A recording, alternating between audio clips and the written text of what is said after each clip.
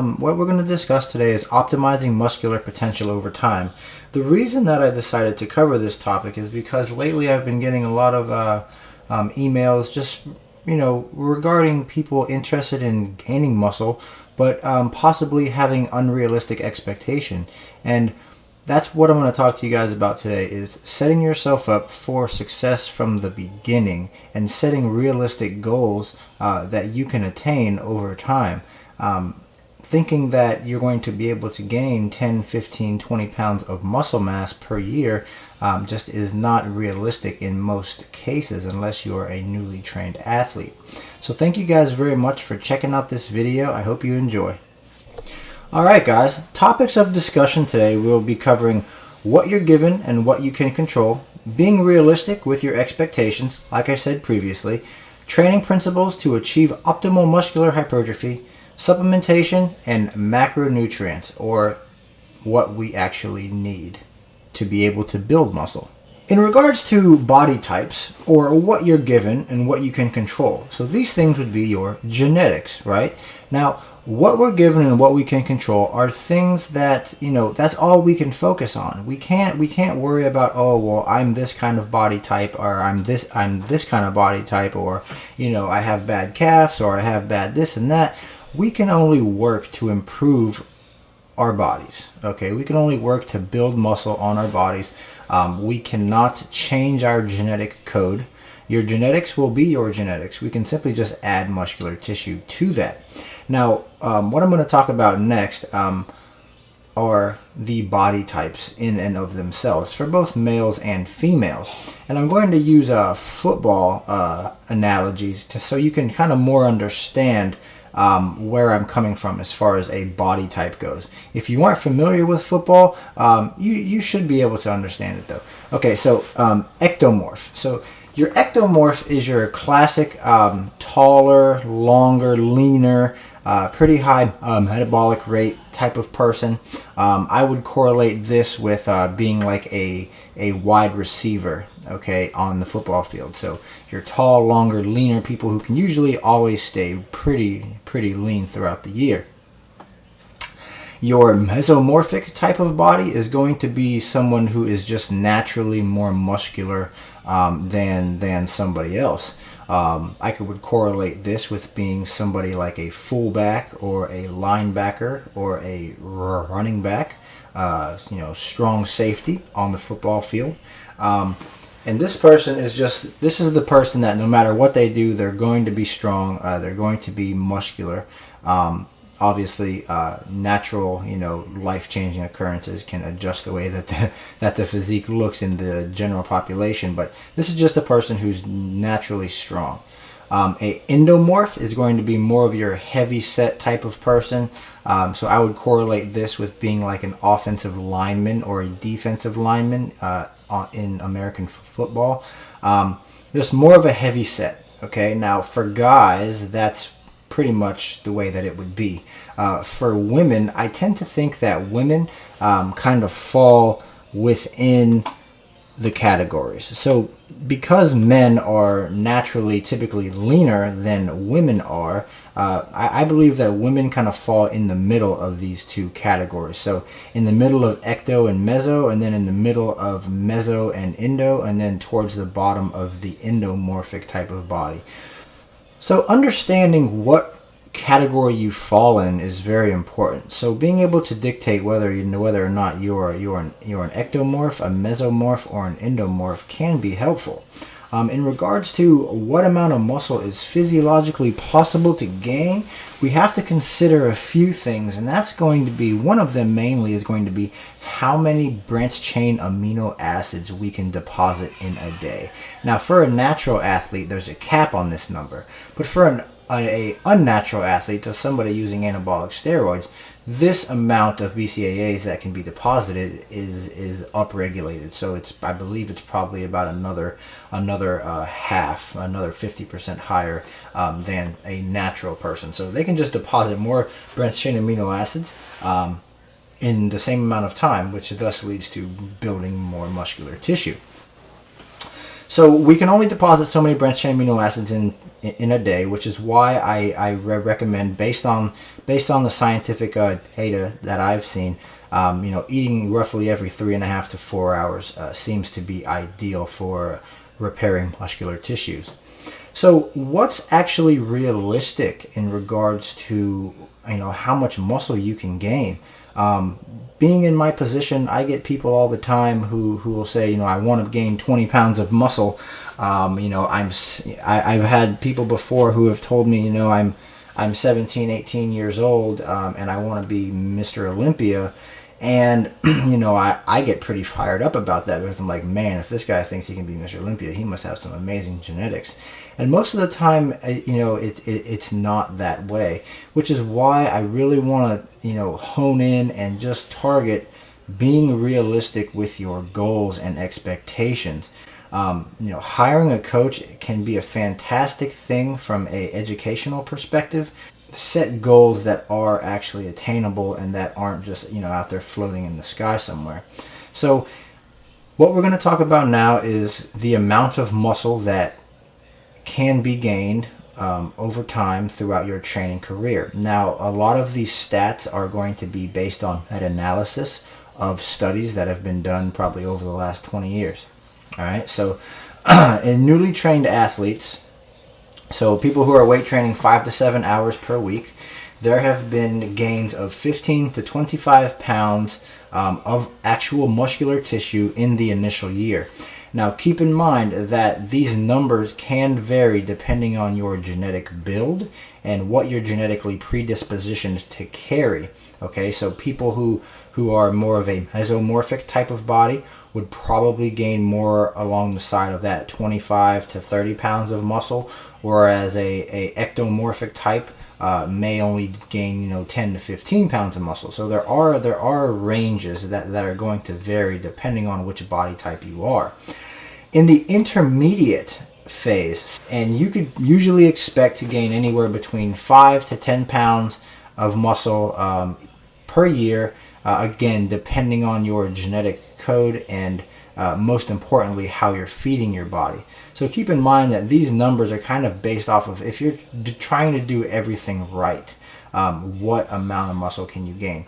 Now, for the advanced weightlifter, so somebody who's been lifting 5, 10 plus years, who is usually already into their 30s, maybe even into their 40s or so, the amount of muscle gain, I'm sorry to say, everyone, but it is going to be very slow to come. And this is even if you're doing everything right in your power to build muscle. It's going to come slow. 1 to 2, 3, 4 pounds of muscle mass gained per year in this phase is going to be a realistic expectation.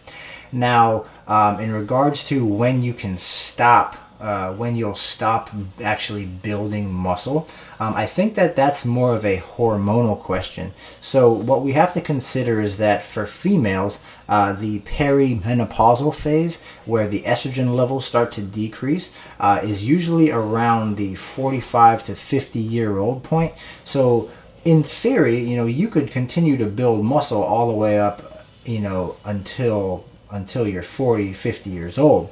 For men, we typically start to see decreases in testosterone levels at around 40 years old or so, 40 to 50. It's possible to build muscle all the way up until that phase. But typically, once the hormone levels start to drop off, at that point in time, it's more about muscular preservation. So here's a comparison of my beautiful wife, Tanya. One picture was from 2011, where she competed. It was her first season competing in figure.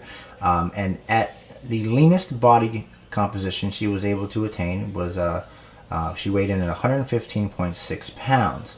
So what we did at this point was we understood, okay, we have to really focus on building more muscle and taking time off. Now, this is why it's so important to be able to take a long structured off season and really focus on improving your metabolic rate and feeding your body as an athlete, fueling your body for performance, and actually being able to make muscular progression. Now, Tanya, in this comparison, I believe in the 2011 she was about 30 33, 32 years old. And then in 2012, obviously just 1 year later, and we had roughly about 18 months to be able to make this transformation.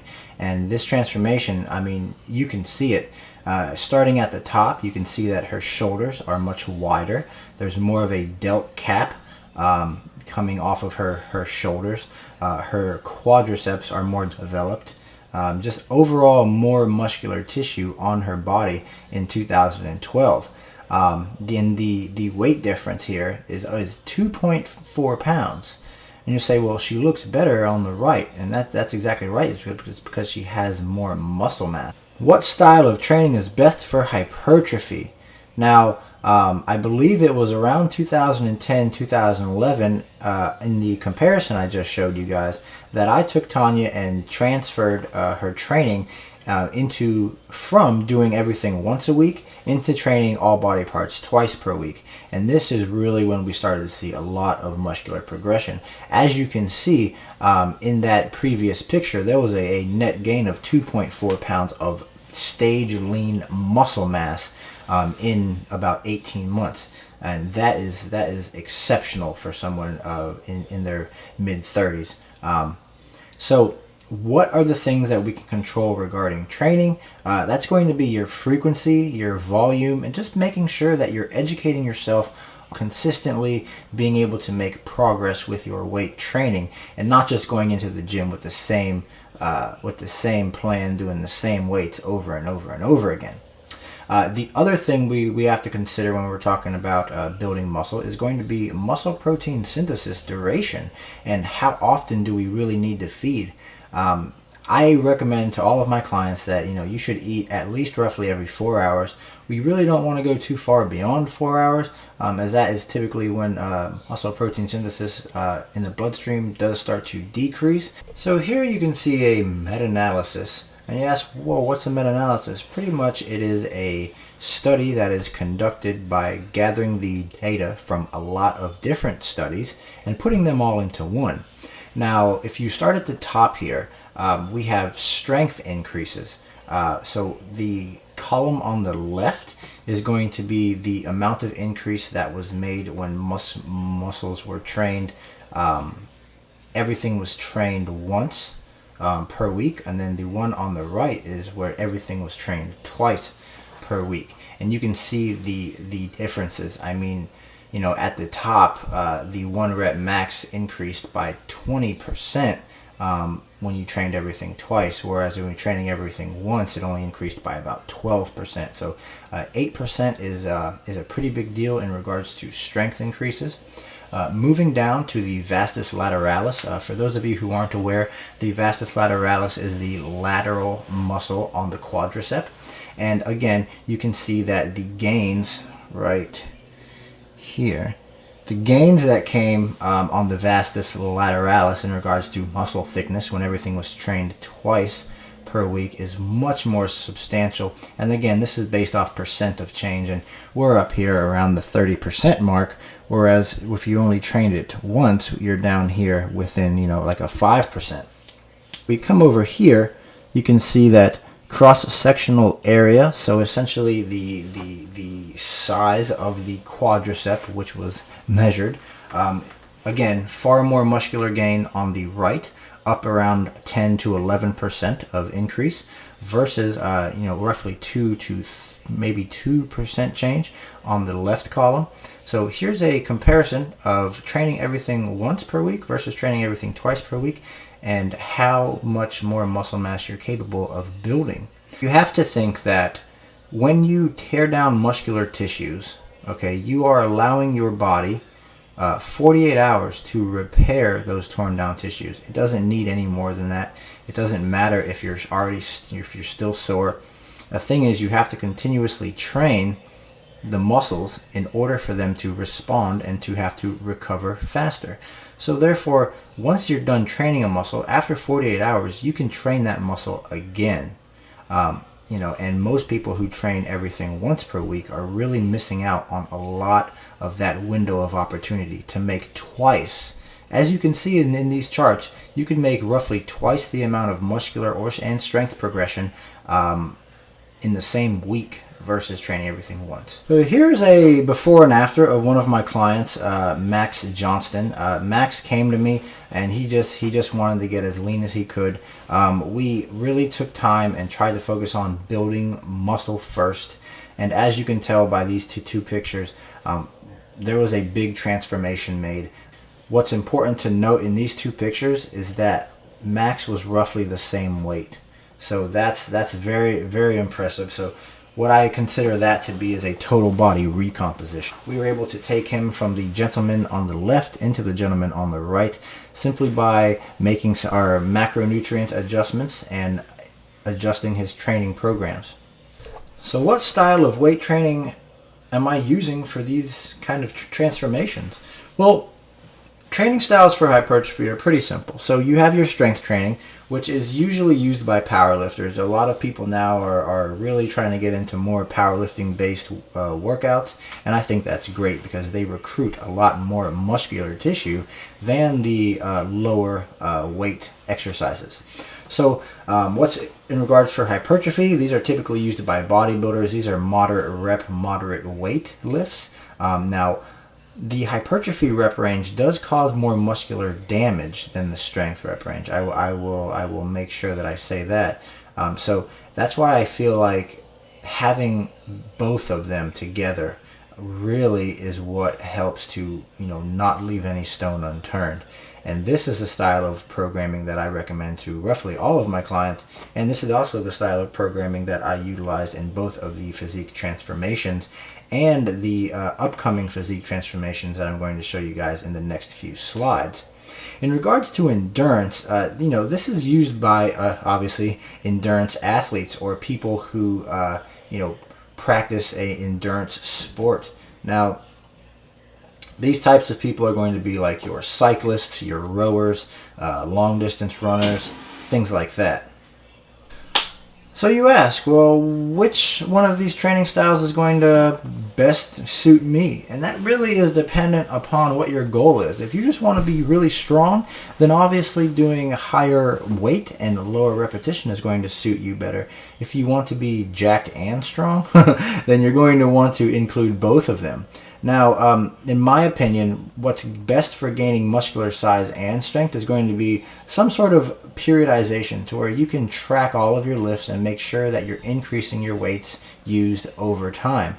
Now, what this is going to do when you're mending strength training with hypertrophy training, typically in old school linear periodization, you would start off with like sets of 6 or so, and you would just move up into like sets of 8, 10, 12, 15, and then you would go back down. However, what happens when you transition rep ranges like that over the course of time is that you lose the strength adaptation that you gained when you were lifting with higher weights. Same thing applies when you start high rep. So you would start at like 15 and you go 12, 10, 8, 6. But what happens is that you lose the adaptation from the higher repetition range. So that's why I think it is best to utilize both of these together to create the ultimate training program. Here is a before and after transformation of one of my clients named Colton Heckert. In the picture on the left, I believe he may have been deadlifting once a week, maybe. But after a year and a half, we had him deadlifting twice a week, every week for roughly a year and a half. And if you could notice this right here, these big slabs of lat muscle just stacked on his back. And here we didn't have that. Okay, so over the course of about a year and a half and deadlifting twice per week, he was able to develop his back substantially within that amount of time, simply by making sure that he was eating enough protein and lifting, utilizing compound movements like the deadlift twice per week. Here's another transformation that I had. This was Carolyn Dudek, and she worked with me a while ago, and fantastic woman. But again, mainly the differences here are going to be the same as they have been in all of the previous before and afters. So mainly on the left here, Carolyn was, training everything once per week, possibly not eating enough to fuel her body for muscular growth, and made sure that obviously she was targeting training muscle groups twice per week and making sure that she was eating in a caloric surplus. And then we went into a fat loss phase where she achieved the physique that you see here on the right. So again, you'll notice that the deltoids are much wider here. There's more quad sweep. Her arms are more muscular. Just in general, there's a lot more muscular tissue on Carolyn. And you cannot change, well, like I said earlier in the video, you cannot change the genetic code of your physique. You can only make your physique the best that it can be. Okay, so you can see here that her physique, the shape of it, the structure of it, the bone structure of it, nothing changed there. We just added muscle to her shape. So here we have one of my clients named Lance Vike, and Lance came to me, it was a couple years ago, and he wanted to prep for his first physique competition. And this is Lance on the left. I mean, obviously he looks great in that photo, but Lance was one of those guys that I think he just needed more time with the weights to be able to achieve a more muscular physique. I believe Lance put on 10 to 15 pounds in a very short amount of time, and as you can see, I mean, still very lean on the right, but man, he was able to build a lot of muscle. And mainly what we did, very similar to what I've done in all of the others with training, is that we just simply adjusted his training frequency and made sure that, again, he was training everything twice per week, really pounding the muscles away. We were focusing on compound lifts, ensuring that he was getting stronger over time, making sure that he fed himself enough. Typically what I notice with most people who are the classic ectomorph is that they just don't feed their bodies enough. And I think that that was Lance's case as well, as he has a very high metabolism, and I believe we were able to get him up over 100 fats and 500 carbs just to be able to make sure that he was actually gaining weight and not losing weight. So here you have a before and after of Lance Vike. What supplements do I recommend? Well, pretty simple. The top 5 that I recommend are going to be a multivitamin, a whey protein isolate, branched chain amino acids, creatine monohydrate, and beta-alanine. Very simple. Let's move on to macronutrients. So, there's a lot of questions regarding like macronutrient ratios and stuff like that, and in my opinion, my view, I utilize what I know works. There are a lot of different fads that are coming out as far as like, going like way off to one end of a particular macronutrient range, or going off on the other end of the macronutrient range. And usually, like I've said in past videos, I really feel like the truth is always going to lie somewhere in the middle. And doing too much of anything is not going to be a good thing. So in regards to dietary fat intake, to be able to keep your endocrine system and your hormone levels functioning properly, we want to make sure that we are at least, and this is at the bare minimum, guys, we really want to make sure that we are at least 0.25 to 0.35 grams times your lean body mass. As far as carbohydrates go, they vary depending on your metabolic capacity or how healthy your metabolism is.